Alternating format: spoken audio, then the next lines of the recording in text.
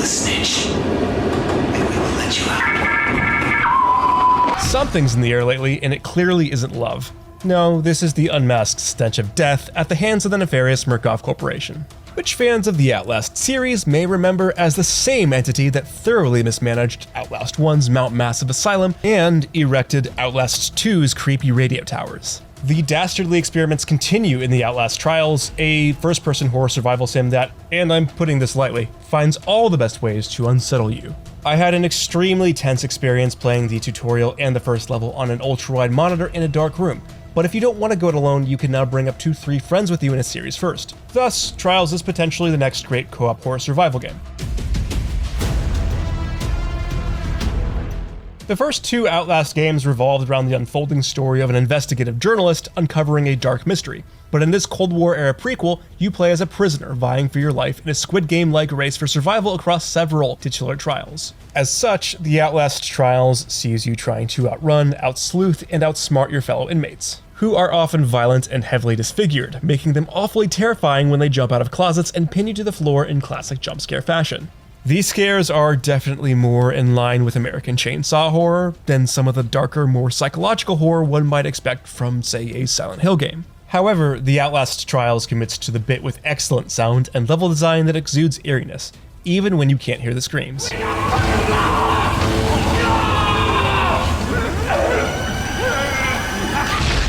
Areas are often difficult to parse without the use of your night vision goggles, which can quickly deplete and only recharge with a scarce battery resource, making it pertinent to only use night vision when absolutely necessary. On the other hand, open lighting is both a blessing and a curse insofar as you can only effectively stay hidden in dark areas, and since you never get to fight your opponents head-on, using stealth to your advantage is an absolute must. It's great that you're given a very limited amount of inventory space, 3 slots in total, which means you'll constantly need to think about which items you'll carry around to support your playstyle. The Outlast Trials competently balances its inventory and its loadout customization system, which can tip the scales of your own playstyle in a certain direction, changing your relationship with the items you choose to prioritize in your inventory. The good news is there are plenty of ways to survive it all, if you're smart. You never get to brandish a weapon against your unhinged assailants, but as previously mentioned, you can equip a multitude of different perks and mods to give yourself an edge, not unlike the perk system that fans of Dead by Daylight have grown accustomed to.